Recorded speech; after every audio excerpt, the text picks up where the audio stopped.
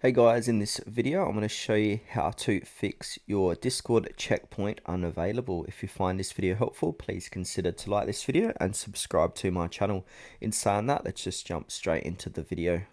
So basically, why Discord checkpoint is unavailable. So you're going to see this message if any of the following reasons apply. So if use data to personalize my Discord experience was disabled before the checkpoints launched, then Discord did not collect the checkpoint data. So turning on later does nothing to fix that. And then also you permanently missed the checkpoint for that year, but don't worry, if you go ahead and enable it, you're going to get it for the following year. So basically changing this setting now will not give you a checkpoint for 2025.